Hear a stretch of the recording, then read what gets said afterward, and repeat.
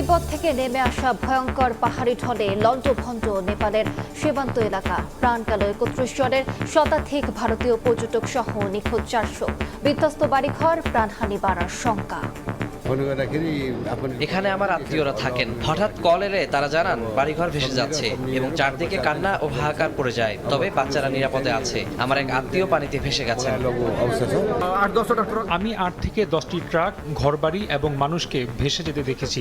অত্যন্ত হৃদয় বিদায়ক দৃশ্য ছিল। উপর থেকেও ট্রাক ভেসে যেতে দেখেছি। আমি এখানে ১৮ বছর ধরে আছি, কিন্তু প্রথমবার এমন ভয়াবহ ঘটনা দেখলাম। প্রাকৃতিক দুর্যোগে বিপর্যস্ত চীন, ভারত, মেক্সিকো সহ বিভিন্ন দেশ। দেখছিলেন প্রধান শিরোনাম। সন্ধ্যার সময়ের সঙ্গে আছি আমি আলিশা ইসলাম। এবার অন্যান্য শীর্ষ সংবাদ।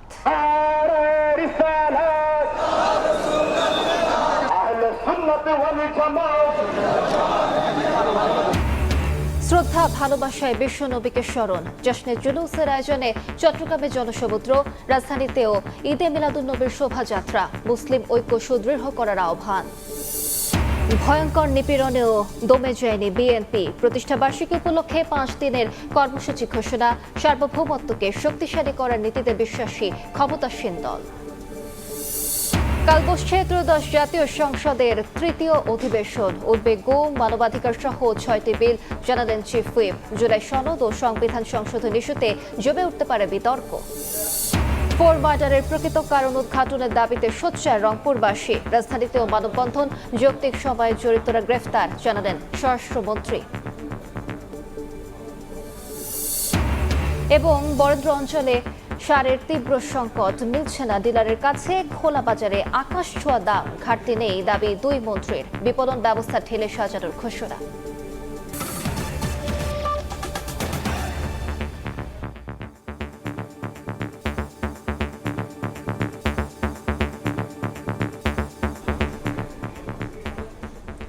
তিব্বত থেকে নেমে আসা ভয়ঙ্কর পাহাড়ি ঢলে লণ্ডভণ্ড নেপালের সীমান্ত এলাকা।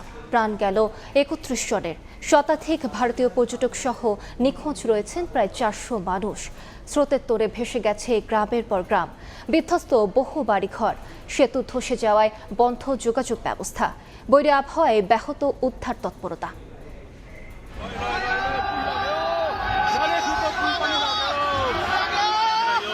পাহাড়ি ঢলে বিধ্বস্ত বিশাল ভবন, স্রোতের তোড়ে ভেসে গেছে সেতু, ধসে পড়েছে একের পর এক বাড়ি। আকস্মিক ঢলে বিপর্যস্ত নেপালের রসুয়া জেলা। স্থানীয় সময় বুধবার সকাল ৮টা ৩৭ ভূমিকম্পের পর পাহাড় ধস ও আকস্মিক বন্যার কবলে পড়ে জেলাটির বিভিন্ন এলাকা। ভুটেকোশি নদীর পানি উপচে ভাসিয়ে নিয়ে যায় কয়েকটি গ্রাম।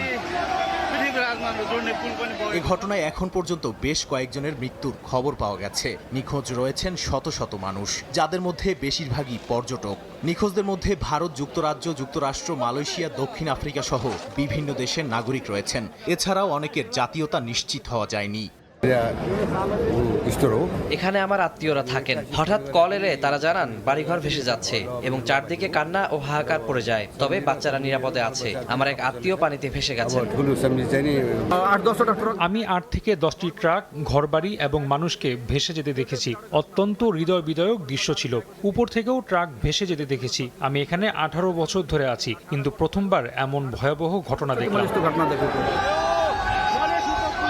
বন্যায় ক্ষতিগ্রস্ত হয়েছে সড়ক ও গুরুত্বপূর্ণ অবকাঠামো। কাঠমান্ডুর সঙ্গে সংযোগকারী প্রধান সড়ক বন্ধ হয়ে যাওয়ায় ব্যাহত হয়েছে যোগাযোগ। পাশাপাশি বিদ্যুৎ সরবরাহ বিঘ্নিত হয়েছে। নেপাল ও তিব্বতের দুই পাশেই চলছে উদ্ধার অভিযান। তবে প্রবল বাতাসের কারণে হেলিকপ্টারে দুর্গত এলাকায় পৌঁছানো কঠিন হয়ে পড়েছে।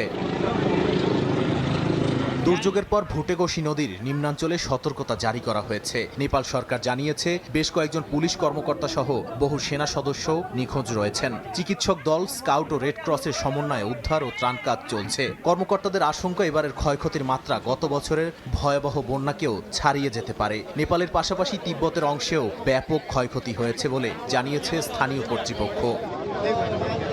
নাদিম মারজান, সময় সংবাদ। নেপালে আকস্মিক পাহাড়ি ঢলে নিখোঁজ ভারতের শতাধিক পর্যটক। বিস্তারিত জানাতে এই মুহূর্তে ভারত থেকে যুক্ত হচ্ছেন সহকর্মী সুব্রত আচার্য। যাচ্ছি তার কাছে। সুব্রত, যারা নিখোঁজ রয়েছেন তারা ভারতের কোন রাজ্যের বাসিন্দা? তাদের পরিচয় সম্পর্কে কিছু জানতে পেরেছেন কি? দেখুন, এখনো পর্যন্ত নেপাল ট্যুরিজম বোর্ডের যে সরকারি তথ্য তাতে বলা হচ্ছে যে ভারতের 107 জন এবং প্রবাসী 37 জন, অর্থাৎ এবং সব মিলিয়ে প্রায় 384 জন পর্যটক নিখোঁজ বা তাদের সঙ্গে যোগাযোগ করা যাচ্ছে না। এদের মধ্যে 93 জন নেপালের এবং 107 জন ভারতীয়, 37 জন প্রবাসী ভারতীয়, ব্রিটেনের নাগরিক রয়েছেন, মালয়েশিয়ার নাগরিক রয়েছেন, নেদারল্যান্ডসের নাগরিক রয়েছেন, মার্কিন যুক্তরাষ্ট্রের নাগরিক রয়েছেন। সব মিলিয়ে একটা বিপুল সংখ্যক পর্যটক যারা প্রতি বছর এই নেপাল সীমান্ত অতিক্রম করে তিব্বতে যান মানস সরোবর দেখার জন্য। এবং এই আজকে সকালবেলাও কিন্তু ঘটনাটি তাই হয়েছিল। আপনি জানেন যে রসুয়া জেলা, যে জেলাটি একেবারে তিব্বতের সীমান্ত লাগোয়া জেলা, এবং এই জেলা তিব্বত থেকে, চীন থেকে তিব্বত হয়ে এই যে ভোটেকেশো নদীটি, সেটি কিন্তু এই নেপালের রসুয়া জেলা দিয়েই ঢুকেছে নেপালের মূল জায়গাতে। আপনি জানেন যে এই রসুয়া জেলা মূলত এই নেপালের যে রাজধানী কাঠমান্ডু থেকে 125 কিলোমিটার দূরে, খুব বেশি দূরেও নয়। সে কারণে যে হরপা বানে যে ঘটনা ঘটেছে সেটি কিন্তু একেবারে বলা যায় এইটা নজিরবিহীন এবং ইতিহাস সৃষ্টি করা। প্রধানমন্ত্রী নরেন্দ্র মোদী ইতিমধ্যেই, আপনি জানেন যে নেপালের প্রধানমন্ত্রী বালেন্দ্র শাহ তার সঙ্গে কথা বলেছেন এবং সে স্থানীয়ভাবে নেপালের সেনাবাহিনী এবং প্রয়োজনে ভারত যে কোনো ধরনের এই বিপর্যয় মোকাবেলার জন্য সব ধরনের সহযোগিতা, আর্থিক এবং প্রয়োজনে লোকবল পাঠিয়ে উদ্ধার কাজ তৎপরতা সব চালানোর জন্য কিন্তু প্রধানমন্ত্রী নরেন্দ্র মোদী আশ্বাস দিয়েছেন। শুধু তাই নয়, 2টো হটলাইন নাম্বার রাখা হয়েছে যারা এই বিপুল সংখ্যক ভারতীয় বা বিদেশি নাগরিক যারা এখনো পর্যন্ত নিখোঁজ রয়েছে সেই নিখোঁজদের খোঁজ নেওয়ার জন্য। এখানে আরেকটি জিনিস বলতে হবে যে প্যানিক সৃষ্টি না করে এই যে বিপুল সংখ্যক ভারতীয় বা প্রবাসী বা স্থানীয় যারা নিখোঁজ রয়েছেন সবাই যে বানে ভেসে গিয়েছেন, মৃত্যু হয়েছে, বিষয়টি তা নয়। স্থানীয় প্রশাসন নিশ্চিত করছে তাদের সঙ্গে মোবাইলের টাওয়ার মিসম্যাচ করছে, তাদের সঙ্গে যোগাযোগ করা যাচ্ছে না। সুতরাং নিহত হয়েছেন কিংবা তারা আহত হয়েছেন সেই বিষয়টি এখনো নিশ্চিত নয়। তো এই ছিল আমার কাছে নেপালের এই যে ভয়াবহ যে হরপা বানে এত সংখ্যক ভারতীয় সহ পর্যটক নিখোঁজ হওয়ার ঘটনা, আমার কাছে থাকা সবশেষ তথ্য। ধন্যবাদ সুব্রত আপনাকে। ভারত থেকে যুক্ত হয়েছিলেন সুব্রত আচার্য। অন্য প্রসঙ্গ, রাজধানীর মিন্টো রোডে 11 দলীয় ঐক্যের শীর্ষ নেতাদের বৈঠক শেষে ব্রিফ করছেন এনসিপি আহ্বায়ক নাহিদ ইসলাম। আমরা সরাসরি যাচ্ছি সেখানে। এবং গ্রহণযোগ্যতা নিয়ে কিন্তু প্রশ্ন তৈরি হয়। ফলে এই যে আইনটি করা হচ্ছে বা খসড়া আনা হচ্ছে, এটা খুবই পরিকল্পিতভাবে দেশে আগের থেকেও, তার মানে বোঝা যাচ্ছে যে মানবাধিকার হরণ হতে পারে, হবে, এবং সরকার কোনো রাষ্ট্রীয় বাহিনীকে দিয়ে এটা করাবে এবং কোনো ধরনের জবাবদিহিতা যাতে নিশ্চিত করা না হয়, এই কারণে তারা এরকম একটা আইন আসলে করতে যাচ্ছে। ফ্যাসিবাদী আমলের থেকেও একটা খারাপ আইন তারা আনার চেষ্টা করছে, যেটা আমরা মনে করি যে গণ অভ্যুত্থানের যে আকাঙ্ক্ষা, গণতন্ত্রের যে আকাঙ্ক্ষা, সেই আকাঙ্ক্ষার পরিপন্থী। গুমের আইনকেও তারা এরকম দুর্বলতর করে হিসেবে আনছে। পাশাপাশি মানবাধিকার কমিশনের যে বাছাই কমিটি, মানবাধিকার কমিশন যেভাবে নির্ধারিত হবে সেটিও তারা সেখানে সরকারি মন্ত্রীদের প্রাধান্য দিয়ে একটা বাছাই কমিটি যেটা করছে, যেটাও নিরপেক্ষভাবে বাছাই করবে না। অর্থাৎ যাদেরকে জবাবদিহিতা করার জন্য এই কমিশন, সরকার বা নির্বাহী বিভাগকে, তাদের দ্বারাই এই বাছাই কমিটি আবার তৈরি হবে। ফলে এরকম অনেকগুলা ধারায় আমাদের সমালোচনা রয়েছে এবং অলরেডি এটা মানুষ এটা আলোচনা করছে। ফলে আমরা সরকার যে কমিটমেন্ট করেছিল যে তারা আরও শক্তিশালী আইন বা আরও ভালো আইন আনবে, দেখা গেল তারা অন্তর্বর্তী সরকারের যে অধ্যাদেশ তার থেকেও খারাপ আইন।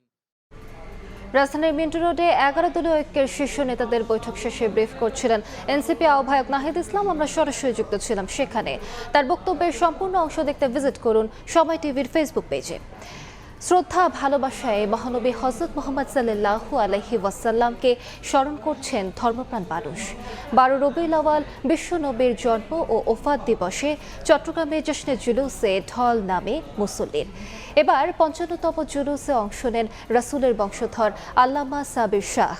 বিশ্ব শান্তি প্রতিষ্ঠায় শেষ নবীর আদর্শে উজ্জীবিত হয়ে মুসলিম ঐক্য সুদৃঢ় করার আহ্বান জানান ইসলামী চিন্তাবিদরা।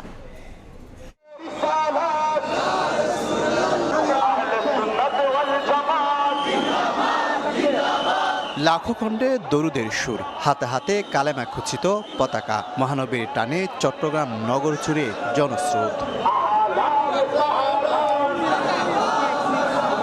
বুধবার সকালে ৫৫তম পবিত্র ঈদে মিলাদুন্নবীর জশ্নে জুলুসে ঢল নামে ধর্মপান মুসল্লির পাকিস্তান থেকে আসা আওলাদে রাসূল সৈয়দ মোহাম্মদ সাবির শাহকে বহন করা কাছে ঘেরা গাড়ি মুরাদপুর মোড়ে পৌঁছালে দক্ষিণ ও উত্তর চট্টগ্রাম, ৩ পার্বত্য জেলা, কক্সবাজার সহ সারা দেশ থেকে আসা লাখো মানুষের সমাগমে মুখর হয়ে ওঠে বন্দরনগরী। মুরাদপুর ২ নম্বর গেট, জিসি, ওয়াসা সহ বিভিন্ন সড়ক প্রদক্ষিণ করে শেষ হয় ৫ কিলোমিটার ব্যাপী শোভাযাত্রা। হযরত মুহাম্মদ সাল্লাল্লাহু আলাইহি সাল্লাম পৃথিবীর মধ্যে এসেছেন শান্তির বার্তা নিয়ে। ইসলাম শান্তি ধর্ম, ইসলাম সম্প্রীতি ধর্ম। হুজুর করিম সাল্লাল্লাহু আলাইহি সাল্লাম হচ্ছে সারা পৃথিবীর জন্য রহমত। আমরা হুজুরের আদর্শকে লালন পালন করার জন্য আজকের এই দিনে বিশ্বশান্তি প্রতিষ্ঠায় নবীর আদর্শ অনুসরণ করে মুসলিম ঐক্য সুদৃঢ় করার আহ্বান আয়োজক ও ইসলামী চিন্তাবিদদের। আঞ্জুমান আয়োজন করলো ওই জুলুসটাকে সবাই যেন ঐক্যের প্রতীক বলে মনে করে, কারণ রসুল পাকের দুনিয়াতে আসার मैसेजটা সারা পৃথিবীতে পৌঁছে যাচ্ছে। हुजूर करीम सल्लल्लाहु अलैहि वसल्लम के हदीस की सूरत में, आपकी सुन्नत की सूरत में, आपकी सीरत की सूरत में हमें जो तालीम मिली है, अगर हम उसको अपने ऊपर इम्प्लीमेंट कर दें तो ये दुनिया जो है इससे जुल्म बर्बरियत खत्म हो जाए। ১৯৭৪ সাল থেকে প্রতি বছর মহানবীর জন্ম ও ওফাত দিবসে জশ্ন জুলুস আয়োজন করে আসছে আঞ্জুমানে রহমানিয়া আহমদিয়া সুন্নিয়া ট্রাস্ট। পৃথিবী জুড়ে দেশে দেশে চলছে যুদ্ধ আর হানাহানি। এমন সংকটময় মুহূর্তে বিশ্ব মুসলিমকে এক হওয়ার বার্তা দিচ্ছেন এখান থেকে লাখো ধর্মপ্রাণ মুসলমানরা। শফিকুল আলম, সময় সংবাদ, চট্টগ্রাম। বিএনপির প্রতিষ্ঠা বার্ষিকী উপলক্ষে ৫ দিনের কর্মসূচি ঘোষণা করে ভারপ্রাপ্ত মহাসচিব বলছেন, সার্বভৌমত্ব শক্তিশালী করার নীতিতে বিশ্বাসী ক্ষমতাসীন দল। ভয়ঙ্কর নিপীড়নের পরও বিএনপিকে দমানো যায়নি বলেও জানান তিনি। এদিকে স্বরাষ্ট্রমন্ত্রী বলেছেন, রংপুরে শিক্ষক পরিবারের ৪ জনকে হত্যার ঘটনায় দ্রুত পদক্ষেপ নিয়েছে সরকার। একইভাবে দেশের কোথাও কিছু ঘটলেই দ্রুত ব্যবস্থা নেওয়া হচ্ছে বলেও দাবি তার। দল বিএনপি করতে গায়জিত আল্লাহ এর মুক্তির দূত হিসাবে এই ধরাধামে আগমন। পবিত্র ঈদে মিলাদুন্নবীতে কেন্দ্রীয় কার্যালয় নয়াপল্টনে মিলাদ ও দোয়ার আয়োজন করে বিএনপি। সুশাসন প্রতিষ্ঠায় মহানবীর জীবন দর্শন ও তার প্রাসঙ্গিকতা নিয়ে কথা বলেন কেন্দ্রীয় নেতারা। সরকার দায়িত্ব নেয়ার পর থেকে দেশে ঘটে যাওয়া প্রতিটি ঘটনায় যথাযথ পদক্ষেপ নেওয়া হয়েছে দাবি করে স্বরাষ্ট্রমন্ত্রী বলেন, রংপুরে শিক্ষক ও তার স্ত্রী সন্তানদের হত্যার ঘটনায় দ্রুত সময়ে ব্যবস্থা নিয়েছে সরকার। পুলিশকে আরও জনবান্ধব বাহিনীতে পরিণত করা হবে বলেও জানান তিনি। রংপুরের একটি ঘটনার কথা মহাসচিব সাহেব বললেন, সেই ঘটনা সংঘটিত হওয়ার যৌক্তিক সময়ের মধ্যে সবাইকে আইনের আওতায় আনা হয়েছে। এরকম রামেসা হত্যা থেকে শুরু করে যত ঘটনা জাতীয়ভাবে আলোচিত হয়েছে বা আলোচিত হয় নাই, প্রত্যেকটা অপরাধের আমরা অ্যাড্রেস করতে পেরেছি এবং যথাযথ আইনি প্রক্রিয়া নিয়ে আসতে পেরেছি। বাংলাদেশের এই পুলিশ বাহিনী জনপ্রত্যাশিত জনবান্ধব পুলিশ বাহিনীতে পরিণত হবে ইনশাআল্লাহ। গভর্নমেন্ট স্কুল, জেলা স্কুলের একজন শিক্ষকের পরিবার মাদক সেবীদের দ্বারা যেভাবে আক্রান্ত হয়ে 4টি প্রাণ চলে গেল, গোটা দেশকে, গোটা জাতিকে কাঁপিয়েছে। এই বেদনা বিধুর একটি পরিবেশ। সরকার এবং আইন শৃঙ্খলা বাহিনী দ্রুততার সাথে সেই অপরাধীকে ধরতে সক্ষম হয়েছে না। একই দিন বিএনপির ৪৮তম প্রতিষ্ঠাবার্ষিকী সামনে রেখে যৌথ সভা শেষে সংবাদ সম্মেলনে দলের ভারপ্রাপ্ত মহাসচিব বলেন, সার্বভৌমত্ব শক্তিশালী করার নীতিতে বিশ্বাসী বিএনপি। ১ সেপ্টেম্বর থেকে 5 দিন ব্যাপী কর্মসূচি ঘোষণা করেন রুহুল কবির রিজভী। ভয়ঙ্কর নিপীড়ন, নির্যাতন, ফ্যাসিবাদী অত্যাচারের মুখেও বিএনপির একটা ন্যূনতম তারা ক্ষতি করতে পারেনি। অভ্যন্তরীণ নীতিতে বলুন কি পররাষ্ট্র নীতিতে বলুন, প্রত্যেকটি ক্ষেত্রেই বিএনপি এক অসাধারণ জাতীয়তাবাদী দেশপ্রেমিকের ভূমিকা পালন করেছে। আমরা নিজের সার্বভৌমত্বকে শক্তিশালী করা, নিজের স্বাধীনতাকে সুরক্ষা দেওয়া, এই নীতিতে বিশ্বাসী। মানুষের ভাগ্য পরিবর্তনে প্রধানমন্ত্রী তারেক রহমান একে একে নির্বাচনী অঙ্গীকার বাস্তবায়ন করছেন বলেও জানান রুহুল কবির রিজভী। 1 সেপ্টেম্বর 48তম প্রতিষ্ঠা বার্ষিকী সাফল্যমণ্ডিত হবে।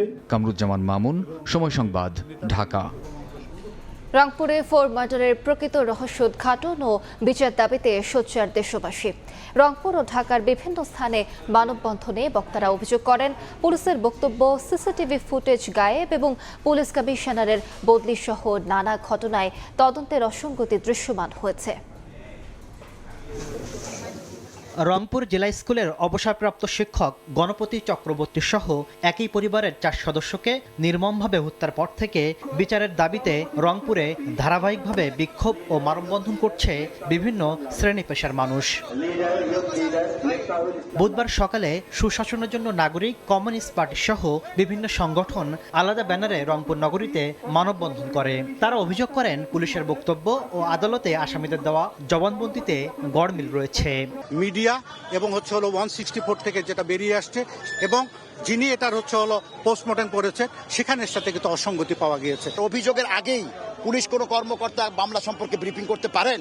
কেননা অভিযোগটাকে সেটাই যদি দায়ের না হয়, কিসের আলোকে উনি এই বক্তব্য দিয়েছেন? প্রশ্ন জাগে যে এই দুইটা ছেলের পক্ষে কি গোটা পরিবারকে শেষ করা দেওয়া সম্ভব? একই দাবিতে রাজধানীতে জাতীয় প্রেস ক্লাবের সামনে মানববন্ধন করেন রংপুর জেলা স্কুলের সাবেক শিক্ষার্থীরা। তারা বলেন, পুলিশ বাহিনী কোনো গভীর তদন্ত ছাড়াই মনগড়া মন্তব্য করেছে।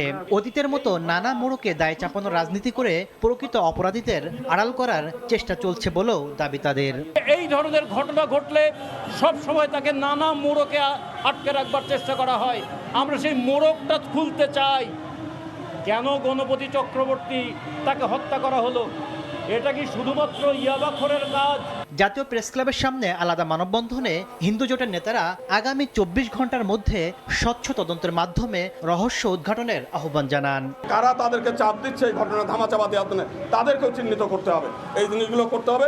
তা যদি না হয়, 24 ঘন্টার মধ্যে না হলে সারা দেশে আগামী শুক্রবারে সারা বাংলাদেশে হিন্দু সমাজ, হিন্দু মহাজোট বিক্ষোভ কর্মসূচি দেবে। হত্যাকাণ্ডে পুলিশের রহস্যজনক ভূমিকা নিয়ে সরকার ও প্রশাসনের প্রতি জনমনে অসন্তোষের সৃষ্টি হয়েছে বলেও অভিযোগ বক্তাদের।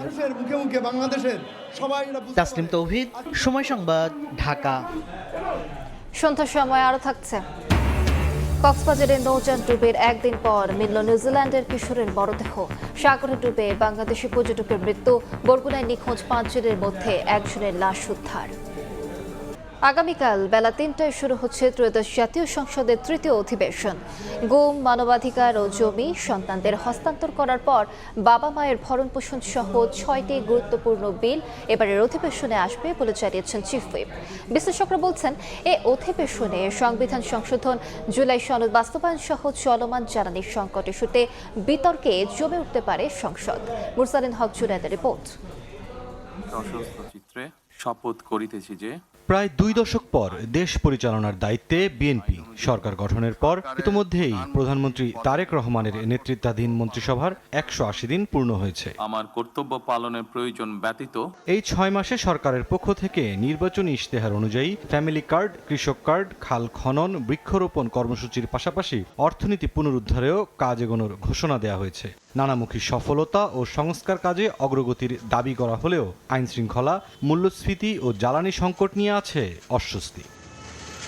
এমন পরিস্থিতিতে ত্রয়োদশ সংসদের তৃতীয় অধিবেশনে উঠবে গুম, মানবাধিকার ও জমিজমা সন্তানদের হস্তান্তর করার পর বাবা মায়ের ভরণ পোষণ সহ 6টি গুরুত্বপূর্ণ বিল। এমন তথ্য জানিয়ে সরকার দলীয় চিফ হুইপ নুরুল ইসলাম মনির প্রত্যাশা, সংবিধান সংশোধন কমিটিতে যোগ দেবে বিরোধী দল। এবার কতগুলো গুরুত্বপূর্ণ বিল আসবে, 6টার মতো বিলে যাবতীয় ইনফরমেশন আমার কাছে আছে। আমাদের এই পার্লামেন্টে অগ্রাধিকার যেটা পাবে তাহলে আমরা সব কমিটিগুলো এই পার্লামেন্টে এই সেশনে করব। তারা সংস্কার আর সংবিধান সংশোধন এটা একটু বুঝে আমরা যে সংবিধান সংশোধনের প্রস্তাব করেছি 17 সদস্য বিশিষ্ট 7জন হবে বিএনপি থেকে, 5 জন হবে জামাত থেকে। এইভাবে করে আমরা করে রাখছি। আর 5 জন ওনার নাম দেননি, ওনার নাম দিলে সেই নাম ইন্টারপ্রেট করে কাজ শুরু করা হবে। এদিকে সংবিধান সংশোধন, সংসদীয় কমিটি গঠন, দ্রব্যমূল্য নিয়ন্ত্রণ, আইন শৃঙ্খলা ও জ্বালানি সরবরাহে সরকারের ভূমিকা নিয়ে অধিবেশনে বিরোধী দলের উত্তপ্ত বিতর্কের সম্ভাবনা দেখছেন বিশ্লেষক। আইন শৃঙ্খলার অবনতি, দ্রব্যমূল্যের ঊর্ধ্বগতি সহ জ্বালানি সংকট, বিভিন্ন বিষয় সংসদে বিরোধী দল উত্থাপন করবেন। বিরোধী দলের একটা বড় ফোকাস হচ্ছে সংবিধান সংস্কার করা। সরকার যে কমিটিটা করেছে সেটা সংবিধান সংশোধনের কথা বলা হয়েছে। ফলে বিরোধী দল এবং সরকারি দলের মধ্যে এই বিষয়ে একটি বড় মত পার্থক্য আছে। বিরোধী দল যেটি হবে যে এই সংক্ষিপ্ত অধিবেশন হলেও এখানে এই বিষয়গুলো তারা উত্থাপন করবে। ত্রয়োদশ জাতীয় সংসদের প্রথম অধিবেশন বসে চলতি বছরের 12 মার্চ এবং দ্বিতীয় তথা বাজেট অধিবেশন শুরু হয় 7 জুন। তারপরে সংসদে প্রতিশ্রুতি দিবেন। মুরসালিন হক জুনায়েদ, সময় সংবাদ, ঢাকা। বরেন্দ্র অঞ্চলে সারের তীব্র সংকট মিলছে না ডিলারের কাছেও। খোলা বাজারে কিনতে গিয়ে আকাশ ছোঁয়া দামে দিশেহারা কৃষক। তবে ঘাটতি নেই দাবি করে সরকারের 2 মন্ত্রী জানান সার বিপণন ব্যবস্থায় আনা হচ্ছে পরিবর্তন। চলতি খরিফ মৌসুমে কৃষিকাজে সারের চাহিদা বেড়েছে, তবে বিভিন্ন জেলায় সারের কৃত্রিম সংকটের অভিযোগ উঠেছে। এতে দিশেহারা কৃষক। তাদের অভিযোগ, ডিলারদের দোকানে লম্বা লাইন ধরেও পাওয়া যাচ্ছে না সার। খোলা বাজারেও আকাশ ছোঁয়া দাম, বস্তা প্রতি 300 থেকে 1000 টাকা বেশি গুনতে হচ্ছে। একই ব্যক্তির অধীন একাধিক ডিলার লাইসেন্স ও কালোবাজারি করে সারের কৃত্রিম সংকট তৈরি করা হচ্ছে বলে অভিযোগ কৃষকদের। তবে ডিলারদের দাবি, চাহিদার তুলনায় বরাদ্দ কম। সন্ধ্যার দিক ধরেন কি 1 বস্তা ডিএপি, 1 বস্তা ইডি, 1 বস্তা পটাশ দিছে, তাও কেউ পাইছে কেউ পায় না। নাচল এলাকাতে খুব সংকট চলতেছে, মানে এমনকি গ্যাঞ্জামও চলতেছে, মারামারিও হয়েছে এই সারের জন্য। ডিলারের কাছে পাওয়া যাচ্ছে না, বাইরে ফেরার ডিলার এই সারগুলা ওরা পাচ্ছে কোথা থেকে? কাটে পাবো আমি 10 বস্তা, আমি 10 বস্তাই নিব, আমি 5 বস্তা সার বাইরে বিক্রি করে দেবো। ওই সারটা যখন আমি পরবর্তীতে কিনবো তখন ডাবল দাম আমাকে কিনা লাগবে। আমরা দিতে পারছি না, কারণ অ্যালটটা খুব কম হচ্ছে। এমন পরিস্থিতিতে বিষয়টি নিয়ে মুখ খুললেন সমাজ কল্যাণ মন্ত্রী ডাক্তার AJM জাহিদ হোসেন। বুধবার দুপুরে দিনাজপুরের হিলিতে এক অনুষ্ঠানে মন্ত্রী বলেন, দেশে সারের ঘাটতি নেই, অপপ্রচার ও উস্কানি দিয়ে বিশৃঙ্খলা সৃষ্টির চেষ্টা করছে স্বৈরাচারের দোসররা। সারের কোনো সমস্যা ছিল না, এখানে পলায়নকৃত স্বৈরাচার এবং তাদের দোসররা উস্কানি দিয়ে মানুষকে এরকম একটি বিশৃঙ্খল কাজে উৎসাহিত করেছে। যে কোনো উস্কানিমূলক কর্মকাণ্ডের বিরুদ্ধে জনগণকে সাথে নিয়ে আমরা প্রতিরোধ গড়ে তুলি। এদিকে লালমনিরহাটে হাসপাতাল পরিদর্শন শেষে দুর্যোগ ব্যবস্থাপনা ও ত্রাণমন্ত্রী আসাদুল হাবিব দুলু হুঁশিয়ারি দেন, অসাধু ডিলাররা সার মজুত করলে ব্যবস্থা নেওয়া হবে। বাংলাদেশে কোনো সারের ঘাটতি নেই। আমরা চেষ্টা করতেছি যাতে ডিলারের সংখ্যা বাড়ানো যায়, প্রতি ইউনিয়নে আরেকজনকে বাড়ানো হবে। খুচরা বিক্রেতার সংখ্যা আমরা বাড়িয়ে দিচ্ছি এবং আমরা এ ব্যাপারে জিরো টলারেন্স। সার নিয়ে যদি কেউ দুর্নীতি করে বা অসৎ পথে যাওয়ার চেষ্টা করে তাদের বিরুদ্ধে ব্যবস্থা গ্রহণ করা হবে। খোলা বাজারে বাড়তি দামে সার বিক্রি বন্ধে নিয়মিত অভিযান ও জরিমানা করছে প্রশাসন। তারিফ রহমান, সময় সংবাদ। সন্ধ্যার সময় আরও থাকছে। ক্যারিয়ার সিরিজ পেলে সাবেক কোচদের কাছ থেকে অভিনন্দন বার্তা পেলেন শরীফুল। মিচেল স্টার্ক দিয়েছেন বিশেষ টিপস, আরও ভালো পারফরমেন্সের প্রত্যাশা। উপসর্গ নিয়ে আরও 7 শিশুর মৃত্যু হয়েছে। নতুন করে আক্রান্ত হয়েছে 1171 জন। চিকিৎসা শেষে ছাড়পত্র পেয়েছে 954 শিশু। স্বাস্থ্য অধিদপ্তরের তথ্য বলছে, গত 15 মার্চ থেকে এখন পর্যন্ত হাম উপসর্গ নিয়ে মৃত্যু হয়েছে 851 জনের, আর নিশ্চিত হামে মৃত্যু হয়েছে 99 জনের। সব মিলিয়ে প্রাণ গেছে 950 জনের। দেশে সন্দেহজনক হাম রোগের সংখ্যা দাঁড়িয়েছে 1,52,736। সন্ধ্যার সময় কক্সবাজারের সৈকতে নৌযান ডুবিতে নিখোঁজের একদিন পর নিউজিল্যান্ডের কিশোরের মরদেহ উদ্ধার করা হয়েছে। একই সমুদ্র সৈকতে গোসলে নেমে বাংলাদেশে এক পর্যটকের মৃত্যু হয়েছে। নিখোঁজ হয়েছেন আরও একজন।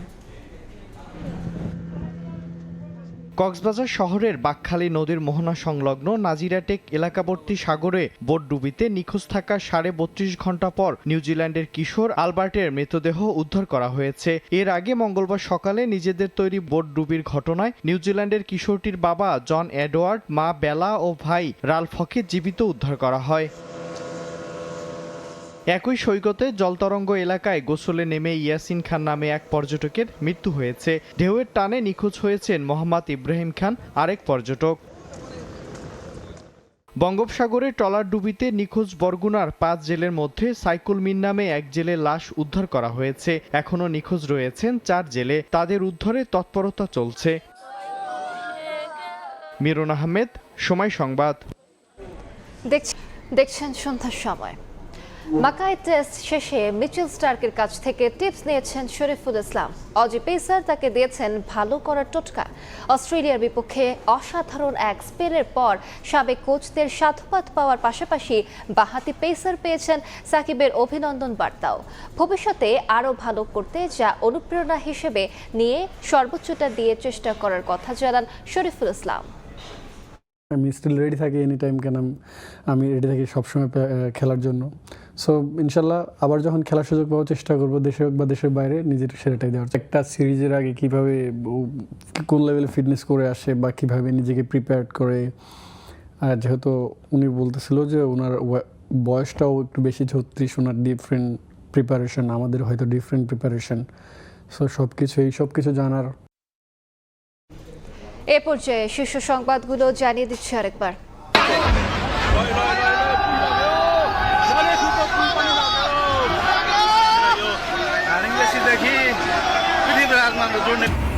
তিব্বত থেকে নেমে আসা ভয়ঙ্কর পাহাড়ি ঢলে লন্ডভন্ড নেপালের সীমান্ত এলাকা, প্রাণ গেল 31 জনের, শতাধিক ভারতীয় পর্যটক সহ নিখোঁজ 400, বিধ্বস্ত বাড়িঘর।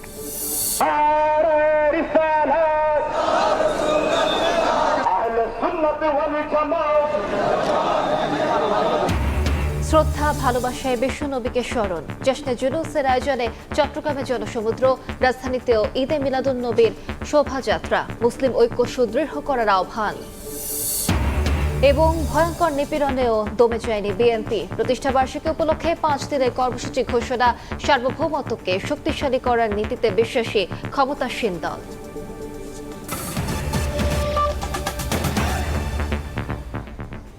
এই ছিল সন্ধ্যার সময়, এরপর জনপদের সময় নিয়ে সঙ্গে থাকবেন গোলাম রাব্বি। আলিশা, আপনাকে ধন্যবাদ।